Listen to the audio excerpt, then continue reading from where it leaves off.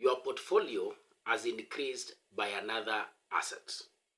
You have created a new asset class, or you have started your portfolio creation having bidded successfully, and now you have paid for your infrastructure bond.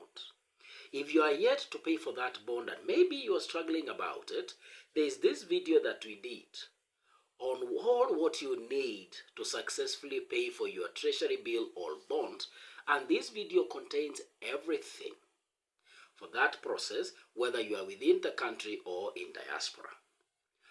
We are still within the payment period, which expires on Monday at 2 p.m. that is 19th of August, and therefore for a quick one, you are required to visit your bank physically to document your RTGS payment to CBK.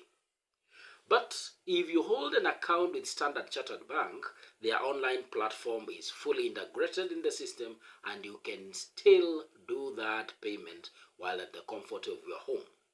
NCBA Bank also has an online platform that is fully integrated and an excellent service. At that point, I would like to say that this is not a paid advert, and therefore we are not advertising for any bank. This issue was heavily oversubscribed or overbidded, as the government issued targeting to collect a sum of 50 billion Kenya shillings, and ended up receiving bids worth slightly over 126 billion Kenya shillings, with an oversubscription method on the IFB 1 2023 6.5 compared to the IFB 1 2023 17, as we shall look at the results of that performance. But before then, we would like to look at some factors that necessitated or created that overbidding or that over demand for that particular bond, especially the IFB 1 2023 6.5. Number one is a higher coupon rate compared to the market interest rate. The prevailing market interest rate at the time of issue stood at 16.2%, while the coupon rate for the reopened IFB was at 17.9, closely to 18%.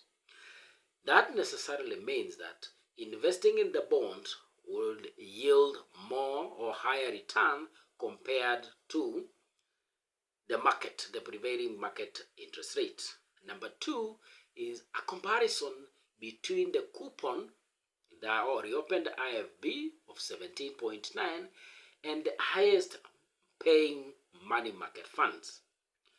Money market funds lagged behind by over 1% or 100 basis points, because they were starting at 16%, while this bond coupon was at 17.9.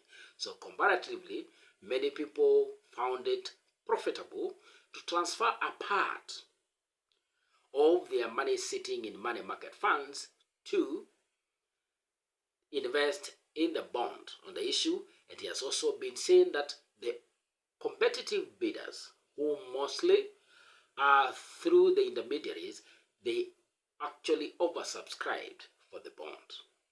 Number three is taxation or tax savings.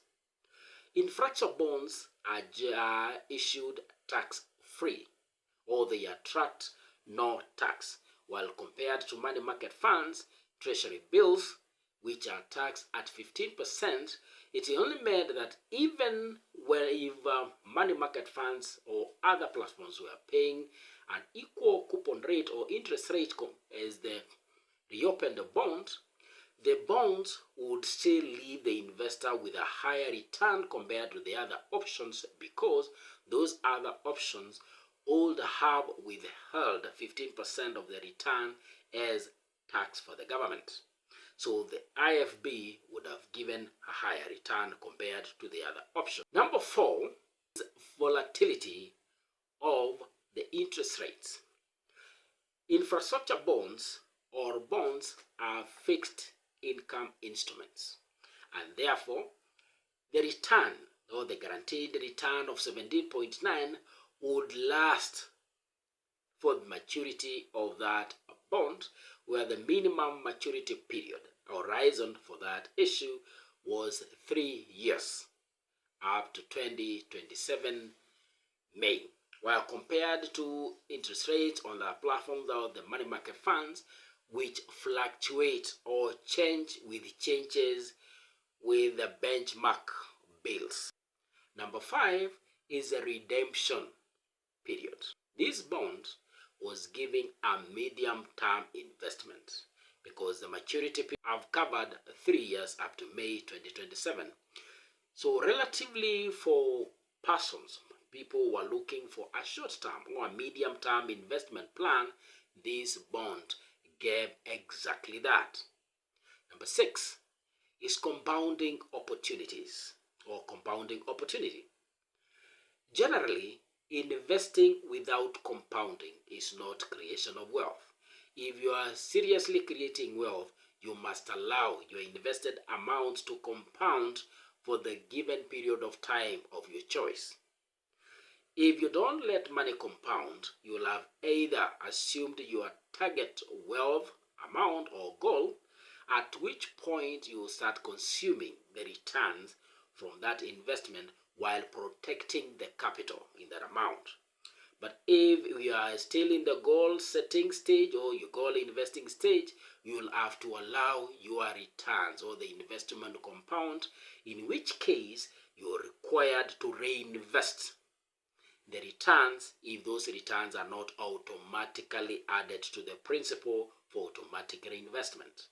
In the case of bonds, bonds do pay their returns semi-annually or 2 times in a year, and the returns are automatically wired on the due date to the settlement account linked to your USD account.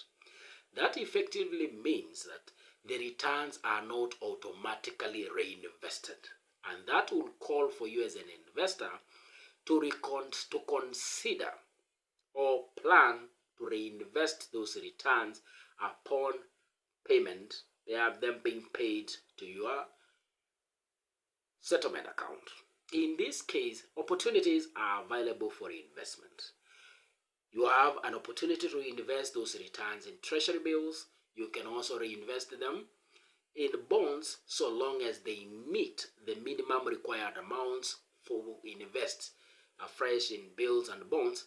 And in any case, you can opt for automatic reinvestment by the bank by activating that function on your USD account, in which case you will be required to top up for any difference between what you have bidded for investment and what is being paid out from existing bonds and bills that you have invested in.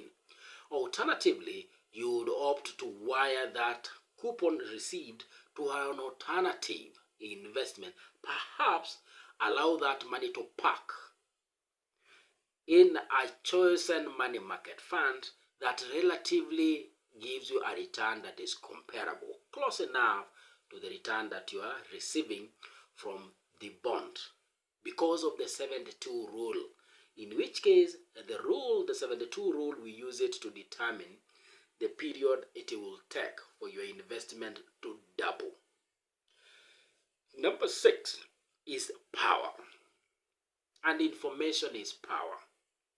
This channel is dedicated to deliberately make sure that we give content or information that empowers you to be a DIY investor. DIY means a do-it-yourself investor. If you have been keen to follow our videos, we have dedicated enough time and information that empowers you, gives you sufficient information that you require to pursue these investments on your own. And by so doing, we make your investment journey of low cost, because in the case of this bond, you did not require an intermediary. That way you did away with brokerage fees.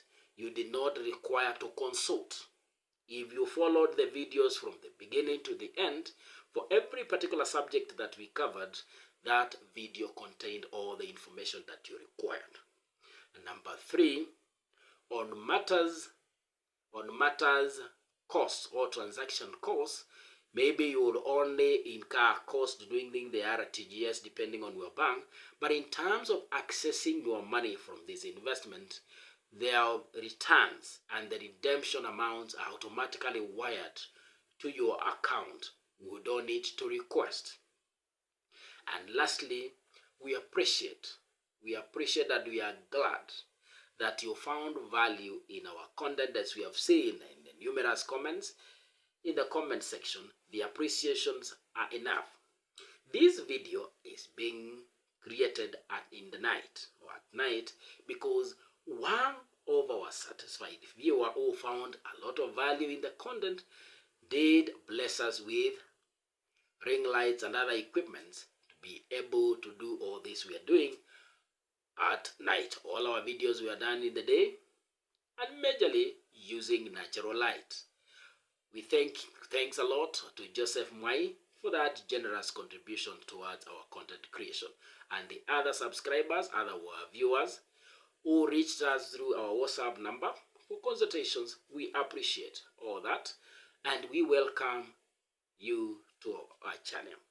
Lastly but not the least, before I show you the results for that particular issue, I would also want to appreciate and thank God for the journey, for the 4-month journey that has taken us so far, in that we have monetized the channel in exactly 4 months, that is 16 weeks. It's not a simple achievement, and for that reason I would like this opportunity to thank all my subscribers to the channel and tell you that we are here because you watched the video, you found value, and maybe you shared it to other friends. And here is a schedule of the results, the performance of the issue that has just concluded. You will notice that the government intended to collect or to receive or raise a sum of 50 billion. The total bids that were received amounted to 126.3 billion for the 2 bonds. But it's important to notice that the first bond, that is IFB1 2023 6.5, was heavily oversubscribed, bidded, compared to the second bond, that is IFB1 2023 17. As a performance, the 2 bonds realized a performance of 252%. So in excess of 152% in bidding, and for that reason we have several bids were rejected, and the accepted bids raised an amount of 88.6 billion. 38.6 billion above the target amount of 50 billion, perhaps to cover the shortfall that was created in the previous issue that was seriously underbidded. That composed of competitive bids of 63.7 billion and non-competitive bids of 24.9 billion. Thank you for watching.